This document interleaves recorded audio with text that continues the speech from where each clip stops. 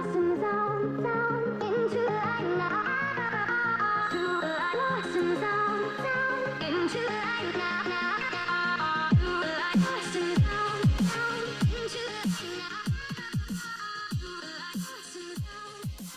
and welcome back to another episode of Into the 99, where we've got 99 cards, because Commander's number one. I'm one of your hosts, Daniel. I'm joined today with Slothy. Slothy, how's it going? Oh, not too bad. Just enjoying this little bit of cooler weather now. How are you doing? I'm doing pretty good. We said we're going to finish off the spoilers for that, so we've got a few more to rip through. We'll just jump right into them and get them out of the way, and then we'll get on to recording the deck tech of this week, because I think it's going to be a really cool deck. We talked about it last week, so yeah. We'll jump right back into, we're just going over the Dominaria spoilers. This is obviously release week, so hopefully everyone got lots of cards. We ended last week, I believe, on Squee, so we're going to start right at Sten, which is Sten Paranoid Partisan. It's 1 white, 1 blue for a 2/2 human wizard. As Sten enters, you choose a card type other than a creature or land. Spells you cast of the chosen type cost 1 less to cast, which is awesome. And then for 1 white, and 1 blue, you exile Sten, return it to the battlefield under its owner's control at the beginning of the next end step. I really, really like this as a commander option. Yeah, I really, really like this one, especially because that 3-mana exile effect, you can just choose again. Yeah, like what matters most to you at the time, right? Yeah, exactly. Yeah, and you can go a lot of directions. And the other thing that's fun is, just like you had said, you're not actually locked into the direction you go, right? You don't have to just be like, okay, well, I've chosen sorceries, and now it's only sorceries. At the time, what's in my hand could be sorceries, and I want the reduction. And then, yeah, I can be like, okay, well, now I need to have my enchantments done. So he's got great built-in protection. Mm-hmm. Just to be able to exile itself, return itself, and re-choose. Like, I really, really like it. You can't choose creature with it, so you're kind of stuck with instant artifact, sorcery, enchantment kind of thing. Planeswalker, yeah. I guess, too. Yeah. I mean, yeah, you should be doing just fine with just those as well. Yeah, I think it's pretty cool. It's Azorius does well with those themes. Yeah, definitely. Yeah, you want to take this next one? Yes, this next one is Stronghold Arena, 1 and a black for an enchantment. It's got Kicker with green and or white. When Stronghold Arena enters the battlefield, you gain 3 life for each time it was kicked. And whenever 1 or more creatures you control deals combat damage to a player, you may reveal the top card of your library and put it into your hand. If you do, you lose life equal to its mana value. That's a really, really good card in a life gain theme. Absolutely. And especially like we're seeing Abzan expand more into it, like with stuff like Nethroi. I really think that that's a cool one. Yeah. I think that there's a lot of use for that. It's kind of rough that it's 3 color, because if this had just been specifically Golgari, I think it would have really slotted into a lot of decks. Yeah, I think just Golgari or just Orzhov. Yeah, would have given it a... Yeah, but like there's lots of decks you can't put it in because of that 3rd color, which kind of cripples the card a little bit, because at 2 mana, that is a phenomenal card.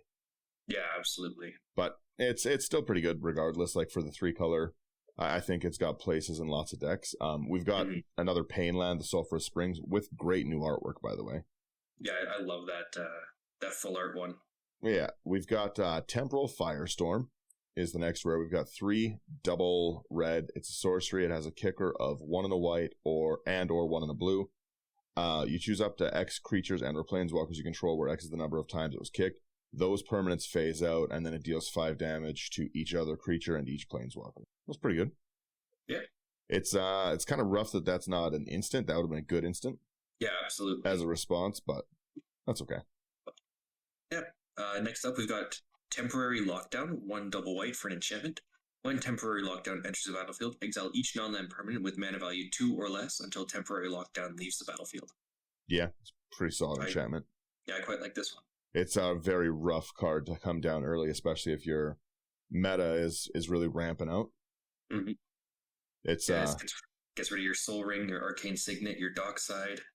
Well, you're playing against some elves. They've ramped out like a Priest of Titania. They got Llanowar out there. They're going silly, and you just send all that away. I didn't even think about this against elf decks. Yeah, this just ruins them against elf or just early aggro and stuff like that. Like you're gonna really, really hurt people. Like you said, Signet's Talisman, Arcane Signet. Like, it's a gross card. I really, really think it's a cool one. Very, very good in the old Zer.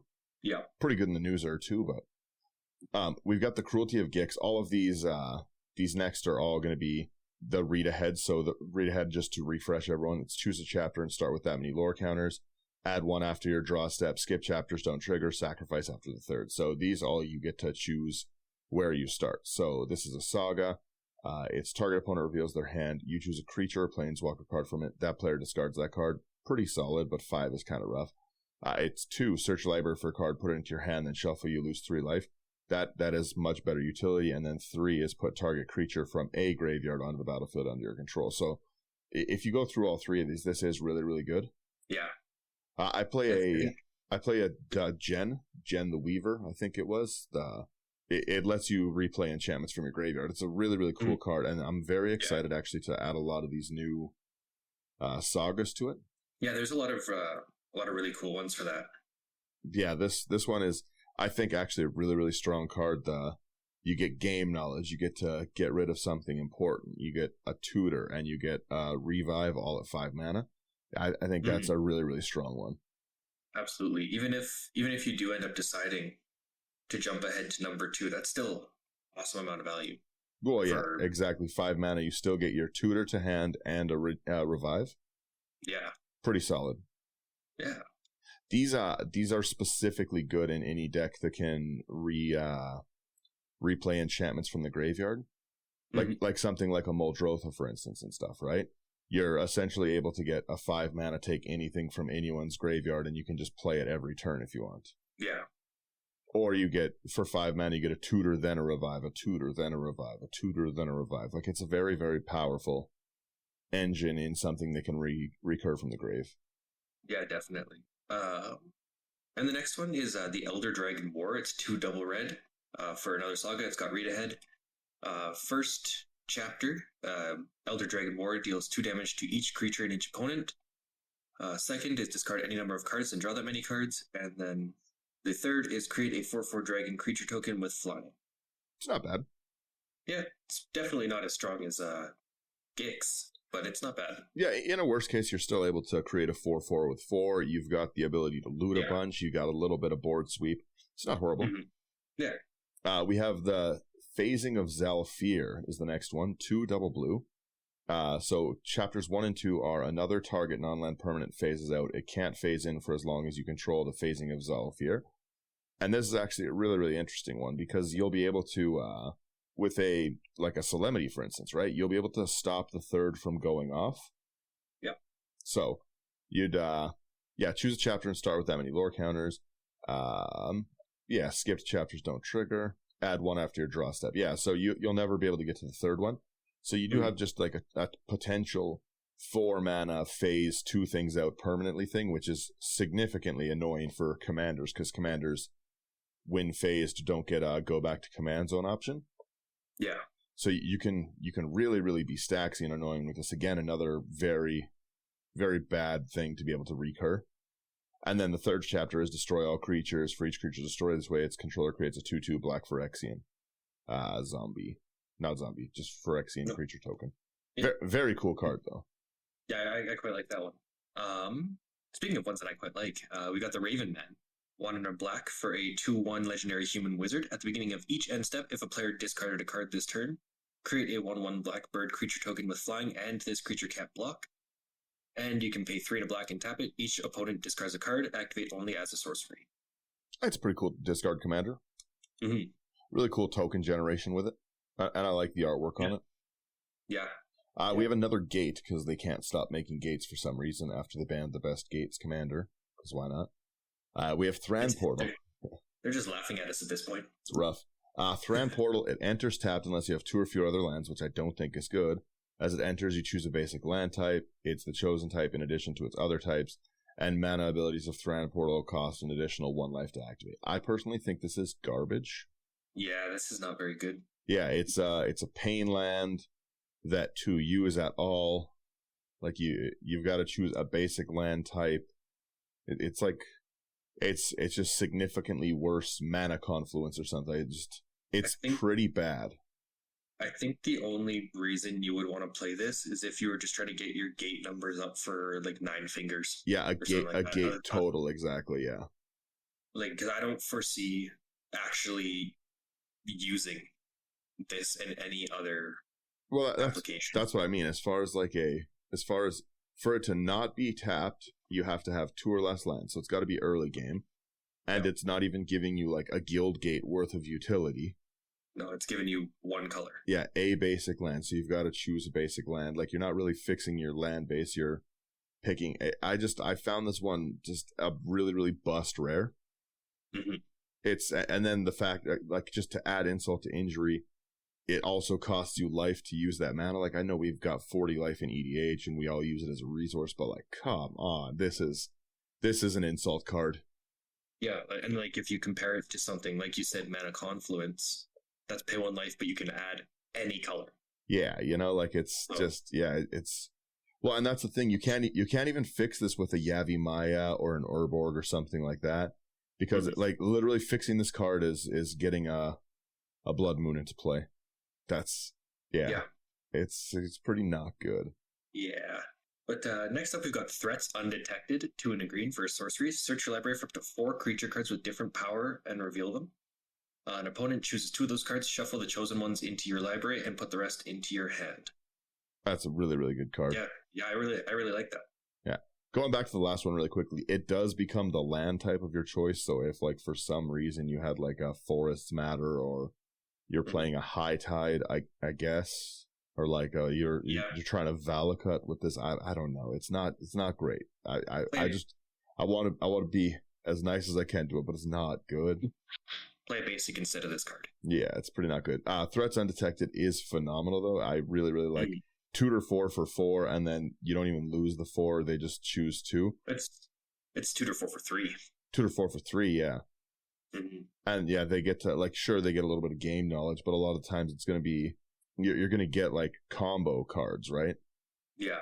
Or just generally things like in an elf deck, for instance, I'd go grab like Azuri, Priest of Titania, Circle of Dream Druids, and then I don't know, Archdruid.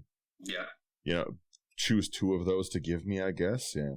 Exactly. It's you're gonna pick the 4 best things in your deck. You're gonna get 2 good things anyway. Yeah, it's a pretty good one. At instant speed, it would be even better, but I'm happy with it. Yeah. We also have Tyrannical Pit Lord. It's 4 double black for 6/6 demon, flying trample. It enters, choose another creature you control. That chosen creature gets 3/3 and flying. When Tyrannical Pit Lord leaves the battlefield, sack the chosen creature. I think it's cool. Yeah. Then we've got Urborg Lurgoyf. 1 and a green for a creature Lurgoyf. It's a star and a star +1. As Urborg Lurgoyf enters the battlefield, mill 3 cards for each time it was kicked. It's got kicker for blue and or black. Its power is equal to the number of creature cards in your graveyard, and its toughness is equal to that number +1. Yeah, this is an Muldrotha MVP card. Mm-hmm. 4 mana to get 6 to the grave, and then it's like a power toughness grave. I love this card. It's so good. Yeah, it's pretty good. We've got the next saga, Urza Assembles the Titans, 3 double white with the read ahead again. Chapter 1, scry 4, then you can reveal the top card of your library. If it's a Planeswalker, if Planeswalker's revealed this way, put it into your hand. I don't think that's very good. Number 2, you may put a Planeswalker card with mana value 6 or less from your hand onto the battlefield. That's not horrible. It makes it a lot harder to counter. Like, if you've got a Planeswalker you need out, you're in a control meta. The number 3 though is really good. It's you may activate the loyalty abilities of Planeswalkers you control twice this turn, rather than once. Yeah, I'm mad on this one. I think with Aminatu that would give you infinite. Yeah, that's I'm just double checking that to make sure that I'm not steering everyone astray. But Aminatu is so you draw a card, then put a card from your hand on top of your library. And then -1, exile another target permanent you control from the battlefield. Mm-hmm. So yeah, you'd get basically like infinite draw, put 1 back, draw, put 1 back kind of thing. Yeah. So anything that is like a draw trigger or a draw card, then put a card from your hand on top of your library. So you'd need something that draws you a second card to cycle through your whole deck. Mm-hmm. But you'd get infinite blinks with this as well. Yeah, infinite enter the battlefield and leave the battlefield triggers. Oh, I guess as well with the I figured out the infinite now. I saw exactly what you need to. So you may activate the loyalty abilities of planeswalkers you control twice this turn rather than only once. That's already going to be on the battlefield, so you can just sit and blink the Scry 4 as many times as you need, because you can blink Urza. Oh yeah. So you just blink Urza, assembles the Titan until you get to what you want for your top card. You have the ability to fix your cards so that you'll always get the draw of what you want, and then you can just keep having it so you activate a second time. So I wanted to pull Dominaria for a while. Yeah. Maybe I'll finally do it. But yeah, it's pretty good. I'll assemble combos later. We also have Valiant Veteran, which is another soldier card I love. Generally, as a tribe, I love soldiers. 1 in the white for a core soldier. Other soldiers you get control get 1/1, and it's a 2/2. Solid. And then 3 white, exile it from your graveyard, put a 1/1 counter on each soldier you control. Pretty good. Yeah. Then we've got Vodalian Hexcatcher. 1 in a blue for a 1/1 Merfolk Wizard with Flash. Other Merfolk you control get +1/+1. Sacrifice a Merfolk, counter target non-creature spell unless the controller pays 1. Really cool card. Mm-hmm. Yeah, I mean... Good anthem, some control built into it. It's it's just kind of a solid Flash. Merfolk. Yeah. Doesn't cost anything to activate that sacrifice as well. Just use sack a Merfolk. I really like it. Yeah. We also have Vodalian Mindsinger. 1 double blue, for a Merfolk Wizard, 2/2 with kicker, 1 in the red and or 1 in the green. It enters with 2/1/1 counters on it for each time it was kicked, so it would be a 7 mana 6/6. When it enters the battlefield, gain control of target creature with power less than Vodalian Slinger's power for as long as you control it. It seems a little weak to me. Yeah. There's better not 3 colors to get a control card. Yeah, exactly. So, and then we've got another Painland, and then I wanted to just quickly rip through some of these legendaries. So I'll let you start with these first 2 here. Sure. So the first one is Aaron Benalia's Ruin, double white and a black for a 3/3 legendary Phyrexian human with menace. White and a black, and tap it, sacrifice another creature, put a +1/+1 counter on each creature you control. That's solid ability. I think it's very cool as an ability, and like you got a sack outlet, you've got something that can pump things. It's a low cost commander. I really like that.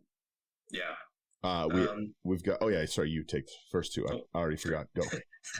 Then we've got Baird, Forgivian Recruiter, red and a white for a 2/2 legendary human soldier. At the beginning of your end step, if you control a creature with power greater than its base power, create a 1/1 white soldier creature token. Solid aggro. You just got to give it a 1/1 counter or something.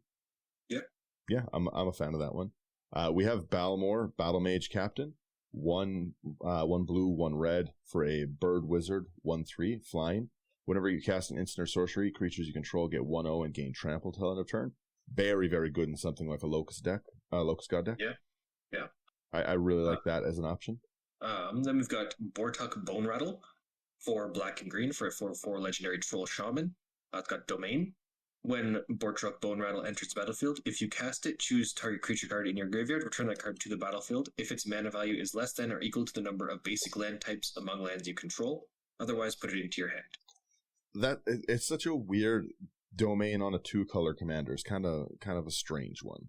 Yeah, I agree. I mean, the alt art is phenomenal, though. Oh yeah, the artwork on a lot of these are very cool. I love. I really, really like uncommon commander options a lot of the time. I think they make very cool decks. They're very accessible, really, really easy to get into foil. Like, I like them a lot. Speaking of ones I like a lot, I really like this next one. Elias Ilkor, Sadistic Pilgrim. 1 white, 1 black for a Phyrexian core cleric, so pretty good tribes. It's a 2/2 death touch. Whenever another creature enters the battlefield under your control, you gain a life. Whenever another creature you control dies, each opponent loses 1 life. I think that this is just a really, really cool commander. Like, you've got your life gain built in for all your ETB things, and then you have your Blood Artist built into it kind of thing, right? Yeah. Generally, you've got to search for those things to assemble your get rid of. Like, the only thing this is missing is a sack outlet to make this a phenomenal card. Like, but I really like what it is already. Yeah, absolutely. I think I'm going to make a life gain commander, like a little aggro deck with it. Nice. Maybe I'll actually finally do this as my Luros companion deck. Nice. Yeah, it could be fun. All right. Oh, yeah. Next up, we've got Garna, Bloodfist of Keld. 1 black, double red for a 4/3 legendary human berserker. Whenever another creature you control dies, draw a card if it was attacking. Otherwise, Garna, Bloodfist of Keld deals 1 damage to each opponent. I really, really like that card too. Mm-hmm. It's a very, very strong engine. Like you're just really, really rewarded for your aggressive plays. Yeah, I really like that. And anything you run, like if you run sweepers, like you're gonna run goblins in a deck like this. You've got the red. Anything that sweeps, like a Pyrohemia, for instance, ping, do 1 damage to be able to 10 damage to each opponent if you got 10 goblins, or you swing out aggro wise and then you draw 10 cards. Like very, very cool card. Yeah, I really like that one. We have Logomos as well, Hand of Hatred. 1 black, 1 red. For a human shaman, 1/3.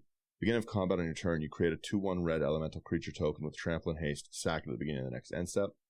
Tap, search your library for a card, put it into your hand, then shuffle. Activate it only if 5 or more creatures died this turn. I think that's a pretty solid. Both these Rakdos commanders seem very, very solid. I feel like they probably could go together very nicely. Yeah, as a pair, those would be great. Mm-hmm. Then we've got Nail, the Avazoa, I don't know. Avazoa, maybe? Who knows? Avazoa, Aeronaut, 2 green and blue for 2/4 legendary elf scout with flying and domain. Whenever Nail deals combat damage to a player, look at the top X cards of your library, where X is the number of basic land types among lands you control. Put up to 1 of them on top of your library, and the rest on the bottom in a random order. Then if there are 5 more basic land types among lands you control, draw a card. Again, my exact same problem. This is very cool in a 5-color deck. Yeah, but as a commander itself. And that's what I'm evaluating it on, is like something I might build. It's very lackluster. 2 mana, the bottom of its ability can never trigger because you've got 2 mana types. You could run the Guild Gate from this set and make a 3rd. It's not good. It's not great. No. Yeah, I guess you could technically like run a very, very roundabout way. I now see the value of this Guild Gate. Run a very roundabout way to animate your land. You cast the clone ability on it, get 1 of each, then you can play this domain commander and get your 1 card draw. Yeah, I think that's a little bit too... It's a little bit of a workaround, yeah. So you'll get there. You could do it. You could simply just put something to draw you a card. Yeah, it's not great. Yeah. Blue's got card draw already. You don't need to put 6 cards to make 3 other basic land types. Yeah, maybe I'll do that though. I might I might do that one as a joke deck. We've got Najal the Stormrunner as well. Very, very cool commander. I really like this. It's 2 blue, and a red for an Efreet Wizard. It's a 5/4. So 5/4 for 5, pretty solid. You can cast sorcery spells as though they had flash, which is very, very strong as an ability on its own. If this is all the cards said, I would still think this is worth building a spell slinger deck around, because it's just a phenomenal ability that it's really good. But when Najal the Stormrunner attacks, you can pay 2 colorless. If you do, whenever you cast your next instant or sorcery spell this turn, copy it. You can choose new targets for the copy. This is very, very solid. If this had flying and like a little evasion built into it, you'd be laughing. But I see why it doesn't. Yeah, this is very, very strong. But again, a very, very buildable commander. The ability to cast sorceries, add flash speed, and the other thing is when it attacks, you can pay the 2. You can already flash your sorceries, so it's not like you have to get out of combat to cast your sorcery. You can get this, pay your 2, flash your copy of whatever you want. I really, really think this is a cool card. Yeah, absolutely. A lot of mana rocks in a deck like this when you're paying mana like that. Yeah. The next one is Queen Alanol of Rudok. Green, double white for a star legendary elf noble. Queen Anel, her power and toughness are each equals the number of creatures you control, and if 1 or more creature tokens will be created under your control, those tokens plus a 1/1 white soldier creature token are created instead. Big fan of this one, yeah.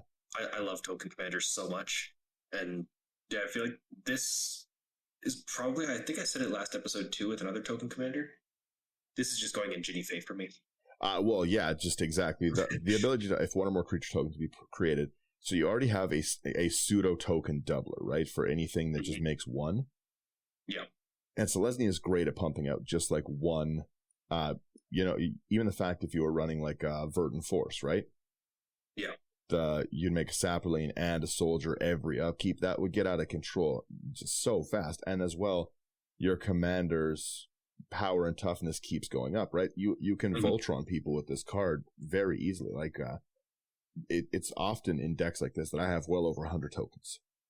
Yeah, absolutely. It just gets out of hand really, really, really quickly. Yeah, a 100 is pretty nuts. And then as well, if you have something like the big dinosaur that whenever it enters anything like an angelic course, you're going to be able to potentially drop a 5-mana commander and gain 100 life. Like this, Yes. This is a pretty cool one for sure. And then as well, like you trigger how your replacements work. So if one or more creature tokens would be created under your control instead, you'd make your that and a white soldier and then double it.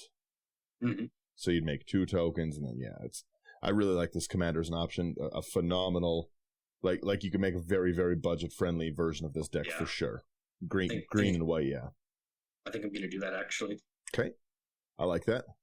Yeah. We've got Rata as well, and I don't like this Rata. I think it's bad for the exact same reason I've complained about all of the other ones. Rata Coalition Warlord, 2, 1 red, 1 green. For an Elf Warrior, 3/3. I love every other version of Rata. That's why I'm complaining here. Yeah. But it's whenever it becomes tapped, another target creature you control gets XX on a turn where X is the number of basic land types. Ugh. Yeah, no, once again, good in a 5-color deck. Not so much in a 2-color deck. Maybe like in the Gila, because you're gonna. I don't know. It's not great. Yeah, getting +2/+2 is fine, but if you could be getting +5/+5. Yeah, again, if they had something like putting domain onto 2-color creatures was a very weird idea. Yeah, it's strange. It's not great. Then we've got another Azorius commander, Wrath Weatherlight Stalwart, a white and a blue for a 1/3 legendary human wizard. Whenever you cast an instant or sorcery spell, you may tap 2 untapped creatures you control, and if you do, draw a card. 3 and double white, creatures you control get +1/+1 and gain vigilance until end of turn. I like it. Yep. I like the ability to turn your spell slinging into a little bit of draw. I think it's solid. Yep. One that's not a legendary uncommon, but is in my mind worthy of being mentioned with it, is Relic of Legends. This is a replacement card for many things in a lot of decks. This is a phenomenal mana rock they put out. It's a 3 mana. It taps for 1 mana of any color, and then you can tap an untapped legendary creature control, add 1 mana of any color. That's phenomenal color fixing. Yeah, I feel like if you just left it at the tap for 1 mana of any color, it would still be playable in a lot of budget decks. But adding the legendary, I quite like this. It's really, really fun, especially with like a commander like Norin the Wary. Yeah. I love things like Norin the Wary. But yeah, there's a lot of really, really cool utility, and especially if you're running like a deck that's untapping a bunch of stuff all the time, like you've got like a Steedborn kind of mechanic going. The fact that all of your legendary creatures are now turned into mana rocks, like we're all guilty of just loving legendary creatures. That's why we're in the commander format, right? Like, yeah. So you always have the access to at least the one in your command zone, and just a ton of these decks, especially like with the Joda, for instance, right? Everything in that deck is legendary. Yeah, absolutely. This just gets insane really, really quickly. Yeah, I really liked that one for sure. Next up, we've got Rona, Shieldred's Faithful. 1 blue, double black for a 3/4 legendary human wizard. Whenever you cast an instant or sorcery spell, each opponent loses 1 life. You may cast Rona from your graveyard by discarding 2 cards in addition to paying its other costs. I like this one. Yeah, I like the ability to kind of get around the commander tax there. Well, and as well, the ability to just drain each opponent, right? Like I brainstorm and drain 3 life. That's very, very strong. Yeah, absolutely. Speaking of budget decks that we're going to be building, I'm actually going to be building this one, and I'm very excited for it. It's Rulik Mon's Warren Chief, 1/1 red, double green. It's a legendary creature goblin with menace. It's a 3/3. When Rulik Mon's Warren Chief attacks, you look at the top card of your library. If it's a land, you can put it onto the battlefield tapped. Phenomenal ability. And if you didn't put a card onto the battlefield this way, create a 1/1 red goblin creature token. Nice. I quite like this one. Yeah, you've got just a ton of cool top deck knowledge in Gruul, and that's not something you normally get. It's gonna land ramp you every attack and make you tokens if you don't get your land ramp. I really, really like this card. Yeah, absolutely. It's a very interesting one. I wish that you drew it and made the goblin, but again, I understand it's an uncommon at 4. Yeah, you can't make it too powerful. Can't have it all. Then we've got Tatiova, Steward of Tides, double green and a blue for a 3/3 legendary Merfolk Druid. Land creatures you control have flying. And whenever a land enters the battlefield under your control, if you control 7 or more lands, up to 1 target land you control becomes a 3/3 elemental creature with haste. It's still a land. Pretty cool, because it doesn't end at the end of the turn. Yeah, I quite like this one. I think it's neat. Just gotta make sure you can protect your creatures. Your lands, yeah, you definitely need a Ramp and App and Crucible of Worlds in a deck like this. Mm-hmm. Because you do run the risk exactly of being board wiped for creatures, for your lands. But I think it's cool. Yeah. We have Tori de Avenant, I think. I don't know. Fury Rider. It's a Boros commander, and I like that. 1 double red and a white. For a human knight, it's got Vigilance Trample at 3/3. When Tori, whatever the name is, Fury Rider attacks, all other attacking creatures you control get 1/1 until end of turn. Other red attacking creatures you control get trample. Untap each other white attacking creature you control. This is a very, very cool Boros commander. Yeah, I like this one. That's the ability to untap, especially you can use this to like swing out with like Mother of Runes and stuff, right? Mm-hmm. Mother of Runes, and then you can still swing, give things protection in response to their blocks. I really like this card. I think it's phenomenally cool. Yeah, absolutely. It goes really well in like an Ishan deck. Mm-hmm. I quite like all the love that Boros has been getting. Yeah, I agree. Oh, I've got to take this next one because I built this and this deck is an absolute problem, and they should have at no point made this deck. Not this deck, but this thing. This was one of probably the most dominant board states I've ever been in Magic, was with this commander. It's Tura Kennerud, Sky Knight. It's 2 a white double blue for a human knight, 3/3 with flying. Good stats. Generally, when you have a spell slinger deck, its weakness is that like you're keeping your mana up, and therefore you're not playing creatures. You're not playing, So you generally have a creature out, and that's a problem. But this is whenever you cast an instant or sorcery, you get a 1/1 white soldier creature token, and this ability just becomes absurd. Like the fact that it's on cast, so any of your token doubling things like I can't even think of the white ones right now, but a bunch of them are like you get a core soldier for each creature token each creature on the battlefield. Then it rebounds and stuff, and rebound is another cast, so you get another one. Like you get a lot of really, really cool value out of this. And again, like people can think that you're tapped out. You cast a Brainstorm, you get a soldier token, and you attack me with 2 creatures. I path to exile and get a soldier token to block the second. It's a really, really cool commander. Yeah, that's really interesting. Oh, it's very annoying as a deck. It is a hardcore Azorius Stacks deck that you would be very proud of. That is just stuffed to the brim with like Force of Wills, Mana Tides. It's a pretty bad person deck. It's pretty not fun to play against. Yeah, my play groups that I play this deck in, I've played it in 2 separate ones. They've both been good sports, but I could tell in their face that they did not like this commander. This is a phenomenal one, and anyone who's a quote-unquote bad person should build this one. It's fun. I feel like you and I should two-headed giant this one and my Derevi deck. Oh, because my Derevi is like entirely creatures. Yeah, you bring the creatures, so, I'll bring the hate. Yeah. Yes, it's stasis with all of the soldiers. Yuck. But next up we've got a commander that I quite like, actually. I love the name of this, yeah. Urg, Spot of Turg. Yeah. Double black and green for a star 5 legendary frog beast. Urg, Spot of Turg's power is equal to the number of land cards in your graveyard. At the beginning of your upkeep, look at the top card of your library. You may put that card into your graveyard.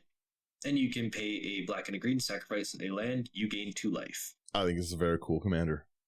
Yeah, I quite like this one. Yeah, it's just a fun name to say too, and the stained glass is just so silly. Actually, thinking about it, I did not put this one in my Windgrace deck. That would have been a good one, yeah. It would have. Yeah, that's. I think it's a solid one. We also have Vohar Vodalian Desecrator, 1 blue, 1 black for a Phyrexian Merfolk Wizard, 1/2. Tap it, draw a card, then discard a card. If you discard an instant or sorcery this way, each opponent loses a life and you gain a life. That's pretty good. Yeah. And then 2 mana, sack it. You may cast target instant or sorcery spell from your graveyard this turn. to be put into your graveyard, exile instead, activate only as a sorcery. This one I think is kind of It's but I think it would actually make a phenomenal flashback commander. Yeah. You know, you throw things away, discard them, you get your flashback. I think it's got potential. Yeah. And again, the same. I'll just my exact same problem that I've complained about every time they've done one of these. It is another 2-mana domain card, or two land type, 3/1 green, 1 white. It's Zaro Jayan, Scion of Efrava. It's Cat Warrior 4/4 at 5 mana. When it becomes tapped, put a 1/1 counter on each creature you control, toughness less than the number of basic lands among lands you control. So toughness less than 2. It is pretty not good. It's pretty phenomenally trash. It's gonna max itself out really quickly. And again, maybe if you were to put it in like a very like jank, not competitive Najila deck. Yeah. Because it's a warrior. It's just not very good. No, like, because you gotta have a minimum of 1 toughness for a creature.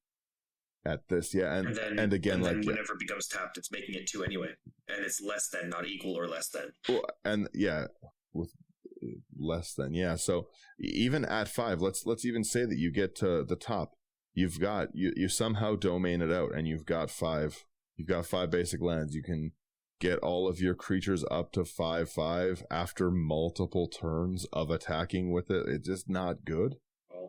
Yeah, it's not great.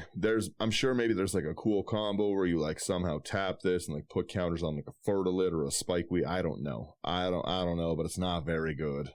Yeah, no, I don't like this at all. It's not great. Maybe you could like, I don't like.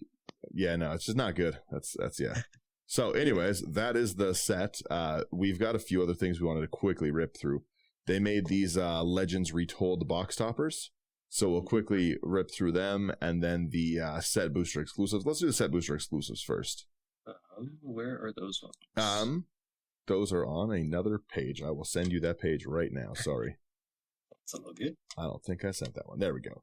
Sweet. Yeah, so I'll start with the first one. It is Historian's Boon, sorry. Mm-hmm. And my page is small. Okay, so it's this is a very, very good card, by the way.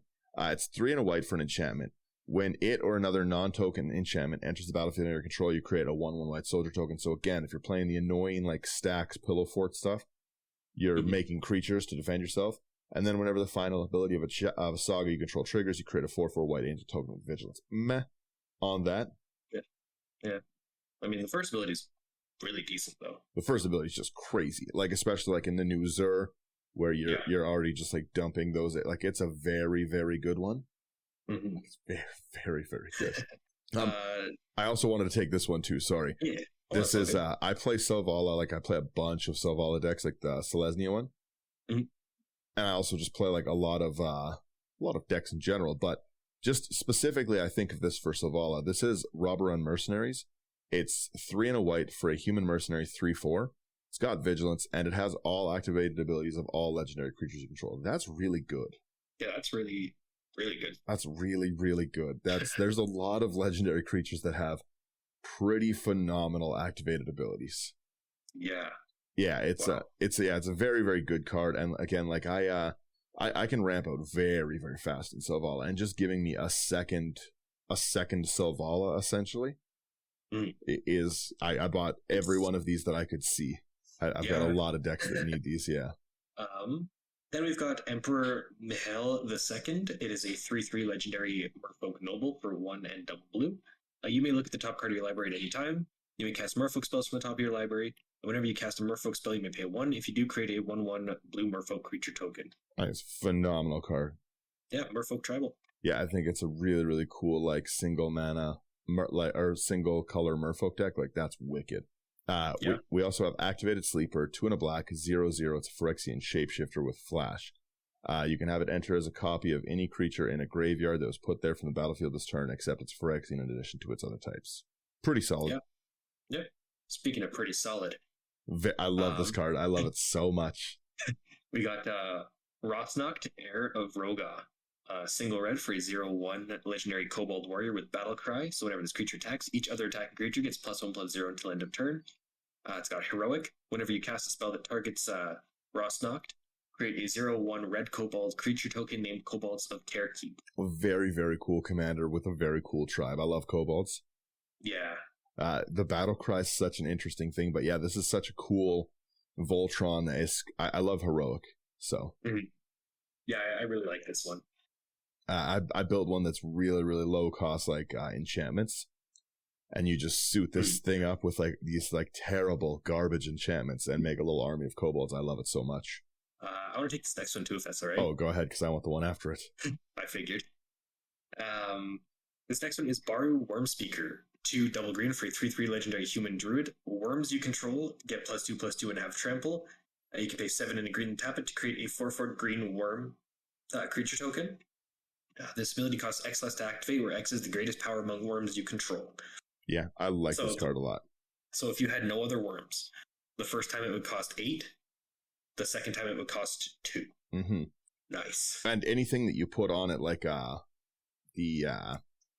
can't even think of the bracers. It's an artifact, you put it on. Mm-hmm. Everyone gets it. But anything that's going to double up activated abilities, like Rings of Bright Earthing this. Yeah. I love token generation in general. So token generation and an anthem from the command zone for a tribe that didn't really have a commander is really, really cool, because there's a lot of cool worms in Magic. Mm-hmm. Yeah, there's a lot of cool ones that I have been seeing finally getting homes. Yeah, I like that a lot. Speaking of ones that needed no home, they never should have printed this card at all. For anyone who's listened to the lore episodes in the Modern Horizon stuff, we went over like some of the lore of like Garth, One Eye, and Greensleeves is part of that lore. So if you want to know a little bit about the backstory, it's kind of interesting. She's kind of like seems like almost like special needs character in the story. She doesn't talk very much, very weird. In general, it's they call her dim-witted a bunch in the story. Anyways, Greensleeves Maro Sorcerer is possibly my favorite card that's come out of this. I made a deck that is 100% land ramp, and it pays off in this phenomenal sense. It's 3 green for an elemental. Again, that is not a high casting cost. It's a good like creature type, and the artwork's so silly, but it has protections from planeswalkers and wizards. That's not as big of a deal as we're going to need. But Greensleeves' power and toughness are each equal to the number of lands you control. First off, great ability. That is just going to be phenomenal in any deck where you're hyper ramping. But then it's whenever a land enters under your control, you create a 3/3 green badger creature token. You make so many badgers in this deck, it is nuts. You Traverse the Outlands just got a reprint where it's you go and get like equal to the power of target creature or the biggest creature. So like even at like 5 mana, it's a 5 mana card. Greensleeves at that point is 5 because you've got 5 lands out.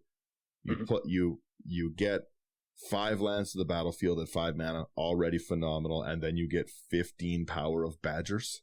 Greensleeves is just a phenomenal card. It's very, very strong. I'm a huge fan of it as a card. It's a great commander. I've played a bunch of games with it already. It's so silly. I need badger tokens, so if anyone has a surplus of these badger tokens, please let me know. I'll get them from you. And the final set booster exclusive is the Mana Rig. 3 mana for legendary artifact. Whenever you cast a multicolored spell, create a tapped Power Stone token. Or you can pay XXX and tap it to look at the top X cards of your library, put up to 2 of them into your hand, the rest of the bottom of your library in a random order. A very cool card. Yeah, fair. Oh, you don't like this one? Not really, no. Oh, I think it's so good. I think having to pay X 3 times, because you'll be paying a minimum of 3 mana to look at 1 card. Yeah, but also to put that card into your hand. Yeah. But you got to remember, you're making Power Stone tokens, right? Mm-hmm. So those are mana generation as well. That's true. Yeah, so you I mean, maybe in like an artifact tribal. No, just in any multicolor matters deck, like, because you got to think, right? Generally speaking, if you're in this multicolor deck already, it's already going to be a little hard to ramp out. You got different colors, so you're making something that's just going to constantly, like, looking at a tap for 6 to draw 2 isn't a horrible ability as something that sits on the battlefield. Yeah. And even without the multicolored spell part, right? Like, put this in an elf deck. you've got 60 mana to dump into this. Mm-hmm. You know, you look at your top 20 cards, take 2. Yeah, that's fair. Yeah, it's a really good, like, it's a good mana sink. Yeah, I mean, I really don't like the Power Stone tokens. That's I don't fair. like how it's very restrictive. Like, see, it feels very restrictive to me, and that's probably kind of the lens I'm looking at it through. Oh, because it can't be cast for non-artifact spells? I see what you mean. Yeah. I see what you're saying. Okay, yeah. So, yes, okay. It is less good that way. Yeah. I mean, like, yes, the mana sink is decent if you can pay for it, like you said, in an elf deck.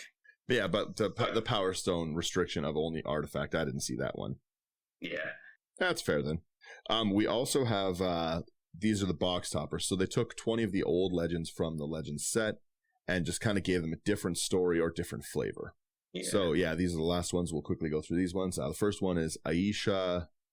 Yeah, I think so. Tanika Armor, 3/1 white, 1. If I butcher these names, sorry. 3/1 white, 1 blue for a 2/4 human artificer. When it attacks, look at the top 4 cards of your library. You can put any number of artifacts with mana value less than or equal to its power from among them onto the battlefield tapped. Put the rest of on the bottom in a random order. That's really good, first off. That's insane. Yeah, that's pretty solid, just being able to look at your top 4 cards and its power, like anything straight out. Like, you can dump in a lot of silly equipments with this. And then it can't be blocked as long as defending player controls 3 or more artifacts. That's very common. Mm-hmm. That's like treasure tokens. Yeah, this is a very cool, like, Voltron-esque commander. And the other thing too is that doesn't have to be Voltron-esque. You can just get this to, like, dump out a ton of mana rocks. Absolutely. It's a very, very cool card. Then we've got the Ever-Changing Dane. White, blue, black for a 3/3 legendary shapeshifter. You can pay 1, sacrifice another creature. The Ever-Changing Dane becomes a copy of the sacrificed creature, except it has this ability. I think that's pretty cool. Yeah, I think that's really cool.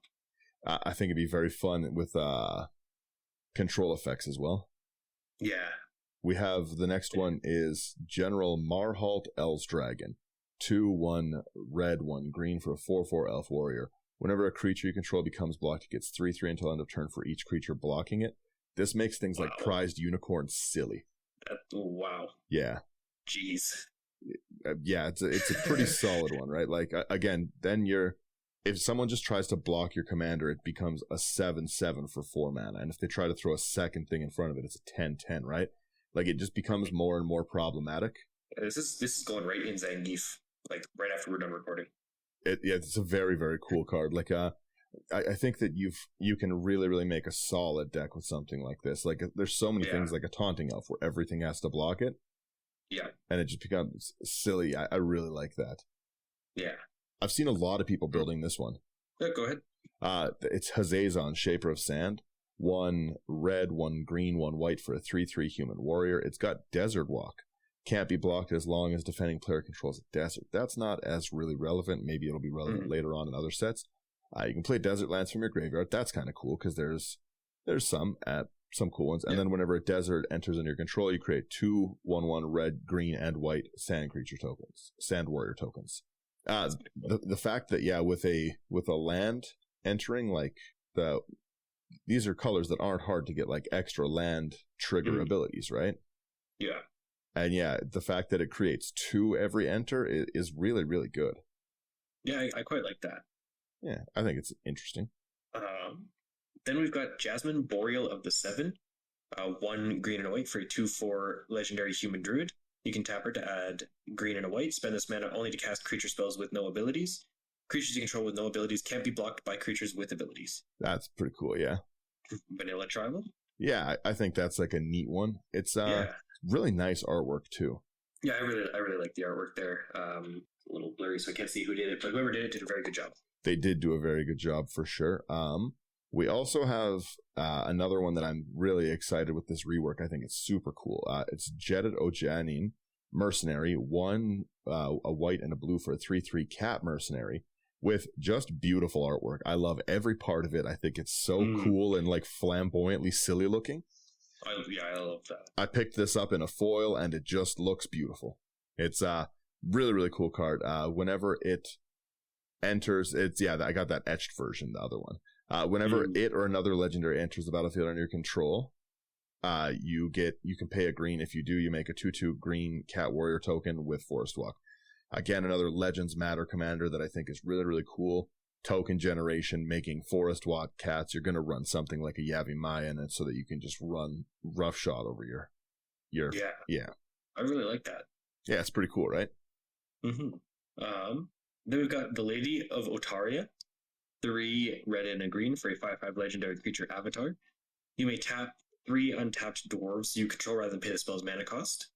At the beginning of each end step, if a land was controlled, or a land you controlled was put into the graveyard from the battlefield this turn, reveal the top 4 cards of your library. You may put any number of dwarf cards from among them into your hand. Put the rest on the bottom of your library in a random order. Kind of interesting, but not enough dwarves in green, I don't think. I think there's 1. Yeah, something like that. You're going to really be relying on the red there. Yeah. This next one I think is interesting because this isn't a tribe that's, I don't think, ever seen support. It's Ohabi Kalari. It's a legendary elf archer, 1/1 green, 1 white for a 1/3 with reach. Untap all archers you control during each other player's untap step. So that's already a pretty cool ability already. If you have like a Maskwood Nexus, it'll untap everything because everything's every type. Whenever an archer you control deals damage to a creature, you can pay 2. If you do draw a card, that's phenomenal. The fact that like you've got like such a ability to block, power dump mana into it. It's elf, so you're gonna have the ability to really, really like an elf/archer tribe is gonna make just easy work. Yeah, absolutely. Especially if you put something like something where it can block any number of creatures. Like there's lots of really cool stuff that you can potentially get like 6 draws off one of your creatures. Yeah, that'd be really awesome. Yeah, I think it's like a neat one. I'm very excited to see how people build this. If you do make this deck, I would love if you would send me the list. You can just send it into the Instagram or the Discord. Like I'd love to see how people would build this one. Then we've got Orca Siege Demon, 5 black and a red for a 5/5 legendary creature demon with trample. Whenever another creature dies, put a +1/+1 counter on Orca Siege Demon, and when Orca dies, it deals damage equal to its power divided as you choose among any number of targets. I like this card in theory. Yeah. Its cost is too high to be playable. Yeah, 7 mana for a 5/5 is... Roll this down to 2 mana as a 2/2, and we've got a phenomenal commander. Absolutely, yeah. But 7 mana is rough. Even 3 mana for a 2/2 with that ability. Yeah, I would play it. Even again, a 2, a 1 and a green, or a 1 red, 1 black for a 1/1 that had those abilities, the trample, the 1/1 when things die. I would play that. That'd be cool. It's just too high to be feasible, right? Like the 7 mana, then if it dies immediately to removal, because that happens a lot of times, you've got like a 5 damaged. It's not great. Yeah. Like if you just take a pen, scratch that 5 out, change the numbers in the bottom to a 2/2, you've got a really playable commander.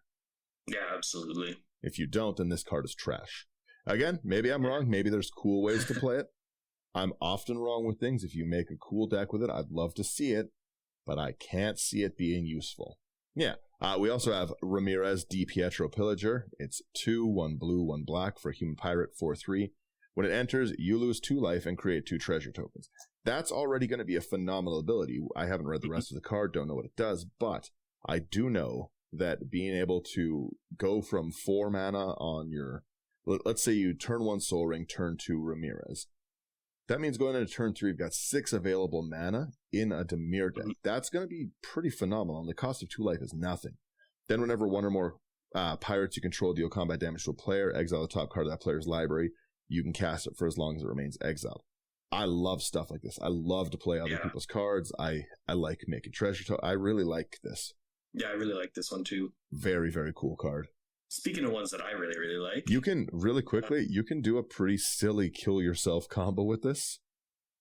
Because if you pair this just with the, what blinks, the Deadeye Navigator? Yeah. Every time. Yeah, you can blink yourself down to 0 life, and then if you have something like a Soul Conduit, I might make another Soul Conduit kill the table deck where I bring myself down to like no life. I 2 damage on the stack with something in blue or in black, like 2 damage to target player. They say it responds. I start blinking this, get my life down to 2, switch life totals with them, and I'm gonna make a Ramirez DiPietro Soul Conduit deck. That's very funny. I love stupid stuff like that. Yeah, all right, carry on. Sorry, you take the next 2 because obviously. Yeah. So this next one is Ramses Assassin Lord. We've talked about him before. He's 2 blue and a black for a 4/4 legendary human assassin with death touch. Other assassins you control get +1/+1. Whenever a player loses the game, if they were attacked this turn by an assassin you control, you win the game. I happen to know a pretty cool deck tech with this card. Yeah. Yeah, I ordered the cards for this one, waiting for them to come in. Someone I know made a pretty cool deck. We've got a pretty cool episode about it. Yeah. Yeah, go with the next one, please. Yeah, so this next one is Rasputin. Oh, goodness. That's a long word. The Iromancer. One-Eye Romancer? Yeah. One-Year Romancer. Either way. Rasputin. He's a 4/1 legendary human wizard for 1 white and a blue. When he enters the battlefield, put a dream counter on it for each opponent you have. Each opponent creates a 1/1 red goblin creature token. You can tap it to remove 1 or more dream counters from Rasputin at that much colorless mana. Or you can remove a dream counter from Rasputin to create a 2/2 white knight creature token with protection from red. It's interesting. It's you're going to want to proliferate. Mm-hmm. You take the next one because I've got to talk about the one after it. Sure. So this next one is Rogok, Carekeep Overlord, 3 black and a red for a 4/4 legendary kobold warrior. Other kobolds you control get +2/+2. Whenever you cast a kobold spell, you may pay 2. If you do, create a 4/4 red dragon creature token with flying. Whenever you cast a dragon spell, create a 0/1 red kobold creature token named Kobolds of Carekeep. I like it. Yeah, I think I'm going to build this one. I definitely like it, yeah. The fact that you can make kobold tribal and power pump out dragons at 2 mana is wicked. Absolutely. And then the fact that if you want to cast like even cheap dragons, right? The fact that you can like put out like a slumbering dragon, 1 red mana, get a kobold. Mm-hmm. I like that. This next card never should have been printed and is phenomenally problematic. It's Stang Echo Warrior, and again, it is just a cancer card. I have built it, I have played it. Stang hits like a semi-truck. It is 2, 1 red, 1 green for a 3/4 human warrior. Good stats already. Whenever Stang Echo Warrior attacks, you create Stang's Twin, legendary 3/4 red and green human warrior creature token. Pretty cool card. That's what the original does. However, this one enters tapped and attacking, so that's great. Every time you swing, you're swinging with a second one. And then for each aura and equipment attached to Stang, you create a token that's a copy of it attached to Stang's Twin. Sack all tokens created this way at the beginning of the next end step. So first off, Sundial of the Infinite is just insane in this deck, because those sacrifice triggers are all on the stack, and you end the turn, and then they just stay. Yeah. Then they just stay. And, in fairness, the Stang's Twin is legendary, so you won't get another one unless you play any of the multitude of Legend Rule Doesn't Matter cards that they keep for some reason printing, like Void Mirror, any of those things. Yep. So first off, it's a real problem. But second off, you're in green and able to ramp so hard for the like equipment and stuff. And this is going to put everything, like your Sword of Light and Shadow, War and Peace, Body and Mind. You're just going to double them up every turn and then just smash face with them. Like, it's such a problematic card. And so the way that it played out in the first time I ever got it was I didn't put the legendary Rule Doesn't Matter card in, but I did put a Brass Squire in. And so okay. I was able to just constantly move everything over to the original Stang and just keep making new copies of it. Mm-hmm. I had Bear Umbra on it. Yeah, so this Stang had like 70 swords. It's a real problem. Like I cannot stress enough how annoying this card is. Yeah. Yeah, it's pretty bad. It's pretty rough. And you should build it for sure if you like art, like if you like auras or art. Like I think it's one of the better equipment commanders that's available right now. Yeah, I definitely agree. Yeah, I think it's really, really cool, and it's very annoying. But actually, I'm going to take the next one too, because I have very negative thoughts on this one. It's Savitri Dragon Master. It's 2/1 blue, 1 black. It's a Planeswalker, legendary Planeswalker Savitri, starts at 4. +1 until end of your turn. Creatures can't attack you or a Planeswalker you control unless the controller pays 2 life for each of those creatures. Okay, that's not a horrible ability. -3, search your library for a dragon card, reveal, put in your hand. All right, I guess. And then -7, destroy all non-dragon creatures. Oh, okay. And then it can be your commander. The ability here is good. It's a very good dragon ability in the worst colors you could have chosen for a dragon commander. Yep. What is this? Blue and black dragons? Like, dragons specifically, the weakness in them, generally, in my opinion at least, are that they take a long time to get out. So the fact that you can, you have a commander that's pretty low, it can make it so that people don't want to attack you while you're trying to get dragons. You can search for dragon. These are all very cool abilities. Destroy all non-dragon creatures. Very cool. But it doesn't even have red? Yeah. No, adding red or... Yeah, it should have red. It doesn't even need any other color. Take any color out of it, add red. Yeah. Yeah, blue, red, black. Yeah, add a red-green, perhaps. Yeah, red-green. Maybe even make Boros dragons, red and white. I don't any other color pairing. This is garbage. Again, I could be wrong. You could be very excited about building this and have such a cool Domiaria dragon, but I don't think I am. I think this is bad colors. I think this is not good, and I was very disappointed to see this in these colors. Yeah. Yeah. All right. That's it. So next.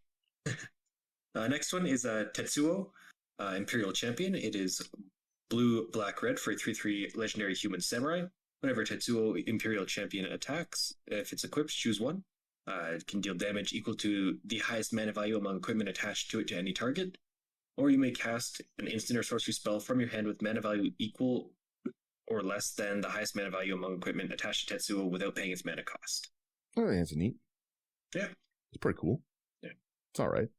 We've got Tobias Doomed Conqueror for the next one. It's 2/1 white, 1 blue for a 3/2 human soldier with flash. When Tobias Doomed Conqueror dies, for each non-token creature you controlled that died this way, you create a 2/2 black zombie creature token. It's okay.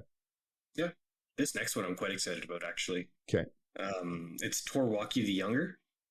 3 black and red for 3/3 legendary human archer with reach and lifelink. If another source you control would deal non-combat damage to a permanent or player, it deals that much damage +1 to that permanent or player instead. I love abilities like that. And whenever you cast an instant or sorcery spell, Torwaki the Younger deals 2 damage to any target. I like that. Yeah, I quite like this one. So it deals 3.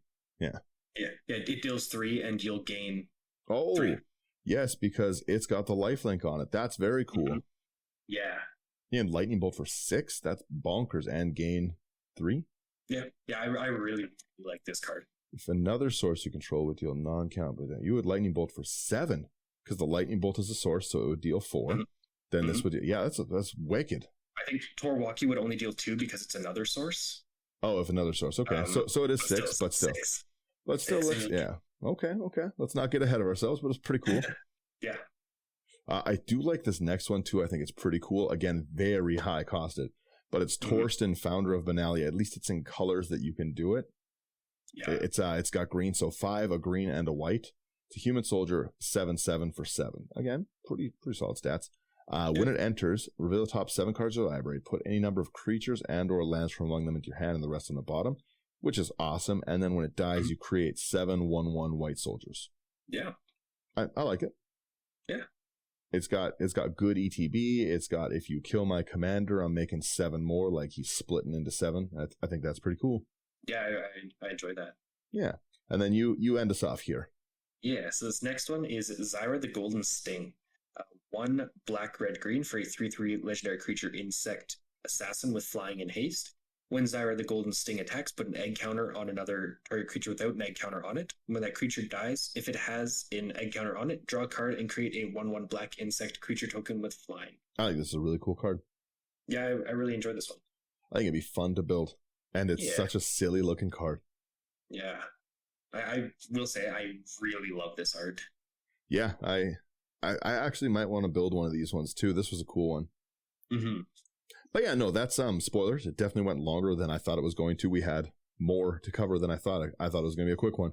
But yeah, I will end us here. Thank you guys so much for listening to the rest of the spoilers with us. What did you think? How would you build most of these? Like, am I wrong on some of my negative views on some of them? Like, let us know and stuff. And if you have any lists of any of these, I would love to see them. I'd love to see how other people build. So definitely keep sending us lists for everyone who does. Thanks, I appreciate it. I love to see them. And yeah, I just really thought that this was a well-made set with lots of really cool singles to pick up. Like, there's a lot of cool value in it for deck building, especially every part. The set boosters, the Legends Retold, the uncommon legends are phenomenal. I like it a lot. Yeah. Thank you guys so much for listening. Check all our content out at www.intothe99.com. If you have any suggestions for what we should build next, someone sent us one recently. We're going to be going through that. And yeah, we always appreciate talking with you guys. Thanks so much for getting to the end of the episode. If you get a chance, give us a rating on Apple, Spotify. It does really just help us get found out. If you have any proxies you want to pick up, go to Abyss Proxy Shop, promo code IT99. It's going to save you a little bit of money on it, help us out a little bit. So yeah, thanks so much for listening. Appreciate it. Hope everyone enjoyed the release weekend. Yeah. See you later. Bye-bye.